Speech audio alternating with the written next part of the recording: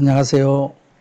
앞전 영상에서 암은 왜 생기나 결론적으로 피가 오염되어서 생긴다고 말씀드렸습니다.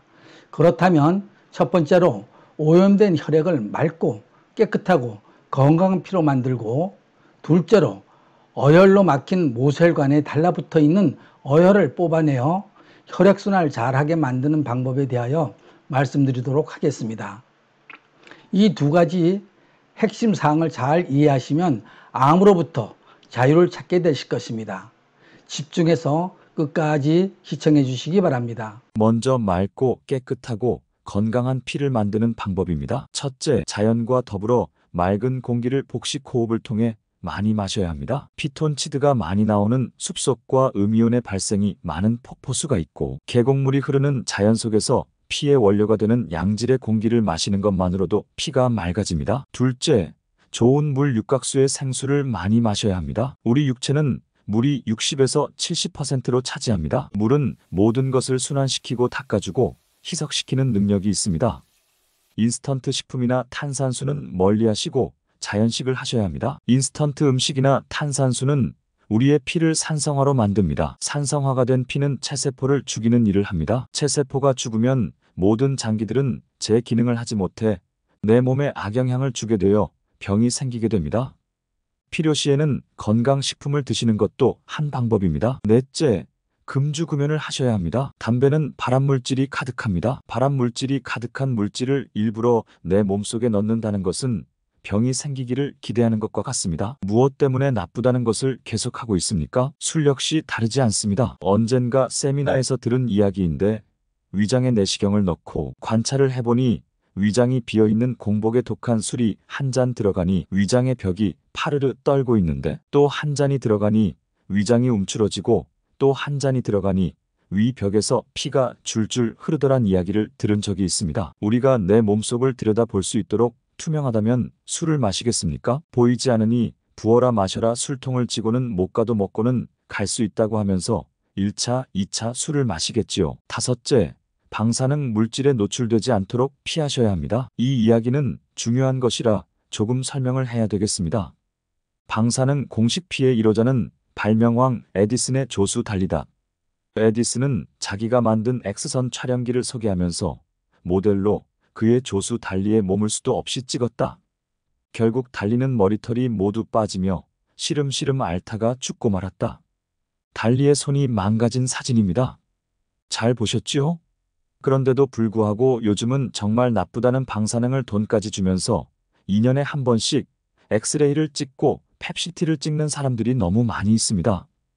건강을 위해 건강검진을 하는 것을 말하는 것인데, 건강하게 살기 위해 검진을 하는 것이지만 우리 몸에는 아주 나쁜 영향을 미치는 것입니다.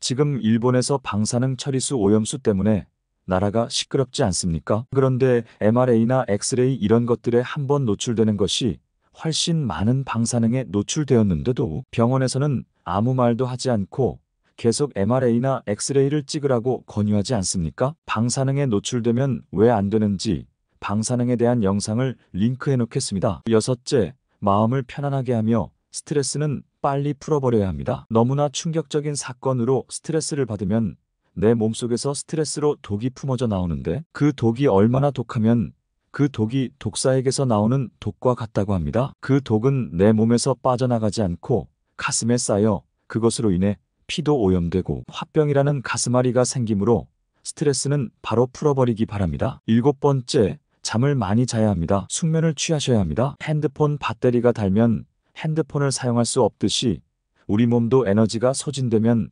지치고 맥이 없고 피곤하고 아주 힘이 드는데, 핸드폰을 충전하는 것처럼 몸도 에너지를 충전시켜야 하는 것이 잠을 잘 자는 것입니다. 잠자는 시간 동안 우리 몸은 다시 에너지가 충전되어 다음 날에 일을 할 수 있는 것입니다. 여덟 번째, 많이 웃으셔야 합니다. 많이 웃을 때 암을 잡아먹는 암 살해세포인 NK세포가 많이 생겨납니다.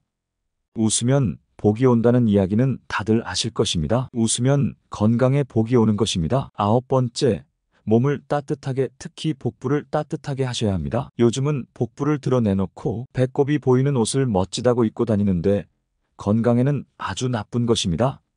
냉적이라는 말이 있습니다.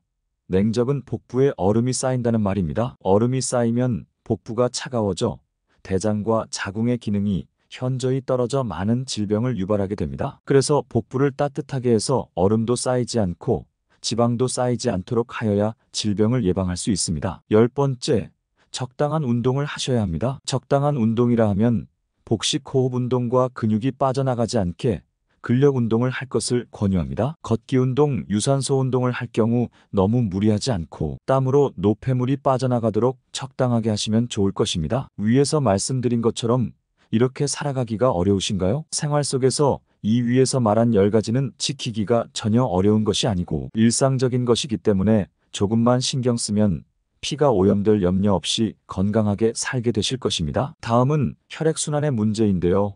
이미 내 몸속 모세혈관에 어혈이 가득 차 있다면 현대의학에서는 절대 할 수 없는 방법이지만 우리의 자연정혈요법으로는 간단하게 어혈을 뽑아냅니다. 자연정혈요법이 뭐냐고요? 자연정혈요법이란 우리 몸은 앞에서 말한 것과 같이 혈액이 오염되어 모세혈관에 가득 달라붙어 있어 피의 흐름을 막는 어혈을 약이나 의료기계를 이용하지 않고 조금만 배우면 간단한 도구로 누구나 쉽게 집에서도 할 수 있으며 내 병은 내가 고치고 내 가족도 내가 고치는 우리 집의 주치의가 되는 요법입니다. 자세히 알고 싶으신 분은 더보기에서 클릭해서 보시기 바랍니다. 그것은 부항이라는 도구를 사용하여 막힌 곳에 사혈침으로 사침을 하고 부항기를 붙인 다음 흡입기로 부항 속의 공기를 빼어내어 음압이라고 하지요.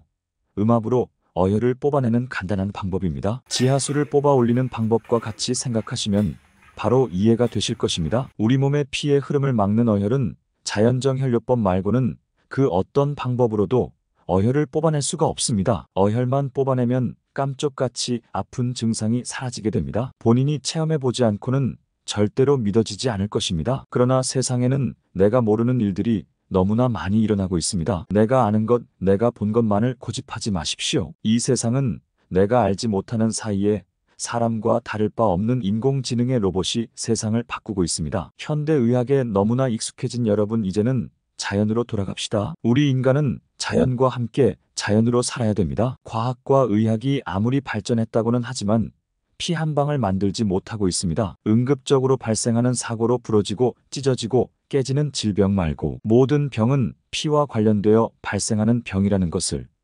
현대의학은 너무나 잘 알고 있습니다. 그러나 현대의학은 피와 관련된 이야기는 아무도 말하지 않고 있습니다. 왜냐고요? 오염된 피를 고칠 줄도 모르고 맑고 깨끗하고 건강한 피로 만들지도 못하기 때문이며 막힌 어혈도 뽑아낼 줄 모르기 때문에 피와 관련된 이야기는 절대로 할 수 없는 것입니다. 이렇게 해서 현대의학으로는 치료할 수 없는 혈액이 오염되어 생긴 질병을 자연치료로는 어렵지 않게 효과를 볼 수 있습니다. 잃어버린 건강을 다시 찾고 또한 질병을 예방하는 정말 신기하고도 기적 같은 치료법입니다. 자연치료법에는 보법이라는 것과 사법이라는 것을 동시에 시행하여 치료를 하는 것입니다. 이렇게 해서 혈액은 맑고 깨끗하고 건강한 피로 만들고 막힌 어혈은 사혈로 뽑아내어 건강을 찾는 것입니다. 건강한 피를 만들어 잃어버린 건강을 되찾아 건강하게 살고 싶으신 분은 전화주세요. 오늘 내용이 좋으셨다면 구독과 좋아요 그리고 알람과 공유도 많이 해주세요. 저는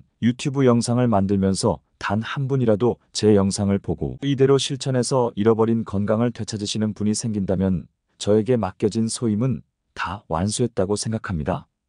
진심으로 우리 인간은 자연과 함께 자연적인 삶을 살아야 한다는 것을 강조하는 것입니다. 끝까지 시청해 주셔서 감사합니다.